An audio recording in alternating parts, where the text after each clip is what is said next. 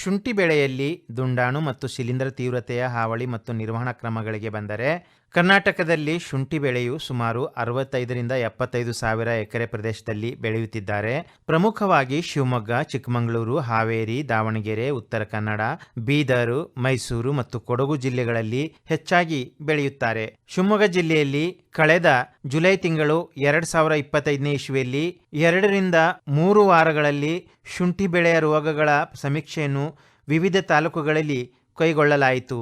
ಕೆಳದಿ ಶಿವಪ್ಪನಾಯಕ ಕೃಷಿ ಮತ್ತು ತೋಟಗಾರಿಕೆ ವಿಜ್ಞಾನಗಳ ವಿಶ್ವವಿದ್ಯಾಲಯದ ವಿಜ್ಞಾನಿಗಳಾದ ಡಾ ಶ್ರೀಶೈಲ ಸೋನ್ಯಾಳ್, ಡಾ ಗಿರೀಶ್ ಆರ್, ಡಾ ಗಂಗಾಧರ್ ನಾಯಕ್ ಬಿ, ಡಾ ನಾಗರಾಜಪ್ಪ ಅಡಿವೆಪ್ಪರ್ ಹಾಗೂ ಡಾ ಪ್ರದೀಪ್ ಎಸ್ ರೋಗ ಸಮೀಕ್ಷೆಯನ್ನು ಹೊಸನಗರ, ಶಿಕಾರಿಪುರ, ಸಾಗರ, ಸೊರಬ, ಭದ್ರಾವತಿ, ಶಿವಮೊಗ್ಗ ಹಾಗೂ ತೀರ್ಥಹಳ್ಳಿ ತಾಲೂಕುಗಳಲ್ಲಿ ಮಾಡಲಾಯಿತು.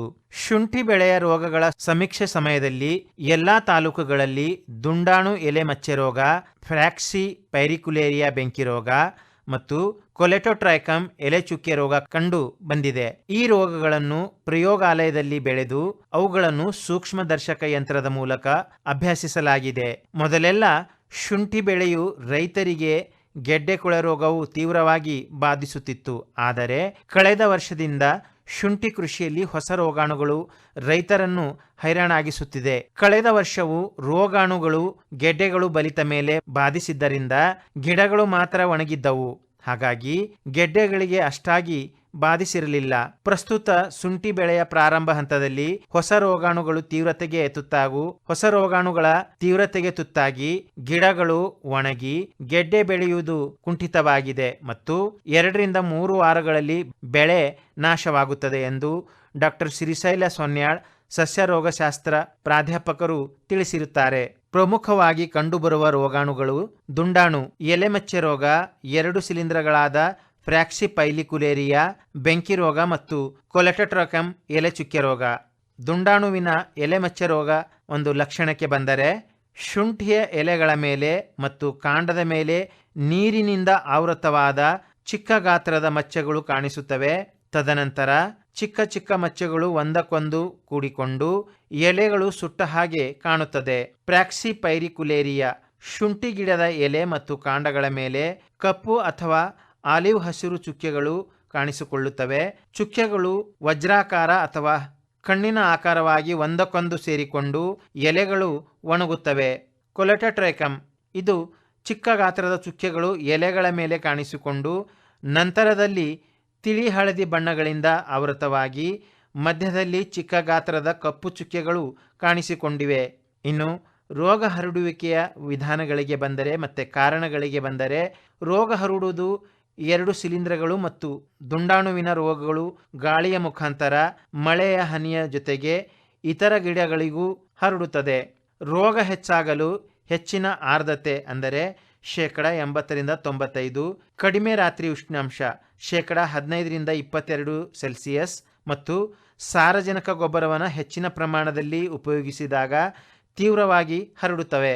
ಬೆಳಗಿನ ಇಬ್ಬನಿ, ಮೋಡ ಕವಿದ ವಾತಾವರಣ, ಸಾಲುಗಳ ನಡುವಿನ ಕಡಿಮೆ ಅಂತರ, ಹೆಚ್ಚು ಮಳೆ, ತುಂತುರು ಮಳೆ, ಹನಿ, ಬಿಟ್ಟು ಬಿಟ್ಟು ಬರುವ ಮಳೆಗೆ ಈ 3 ರೋಗಾಣುಗಳು ತೀವ್ರವಾಗಿ ಹರಡುತ್ತವೆ.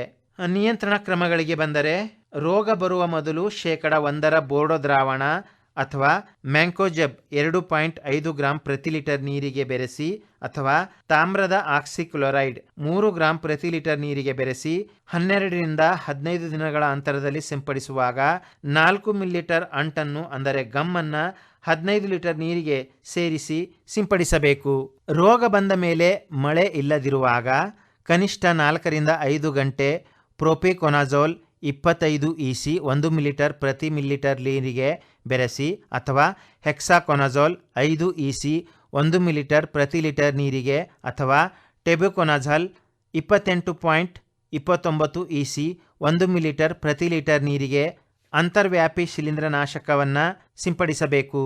ಅಥವಾ ಕಾರ್ಬೆಂಡೈಜಿಮ್ 12% ಪ್ಲಸ್ ಮ್ಯಾಂಕೋಜಬ್ 63% ಅಂದರೆ 2.5 ಗ್ರಾಂ ಪ್ರತಿ ಲೀಟರ್ ನೀರಿಗೆ 8ರಿಂದ 10 ದಿನಗಳ ಅಂತರದಲ್ಲಿ ಗುಣಮಟ್ಟದ ಅಂಟು ಬೆರೆಸಿ ಸಿಂಪಡಿಸಬೇಕು. ಹಾಗೂ ದುಂಡಾಣು ಎಲೆ ಮಚ್ಚೆಗೆ ಕಾಪರ್ ಆಕ್ಸಿಕ್ಲೋರೈಡ್ ಪ್ಲಸ್ ಕಸುಗಾಮೈಸಿನ್ 3 ಗ್ರಾಂ ಪ್ರತಿ ಲೀಟರ್ ನೀರಿಗೆ 8ರಿಂದ 10 ದಿನಗಳ ಅಂತರದಲ್ಲಿ 2ರಿಂದ 3 ಬಾರಿ ಸಿಂಪರಣೆ ಮಾಡಬೇಕು.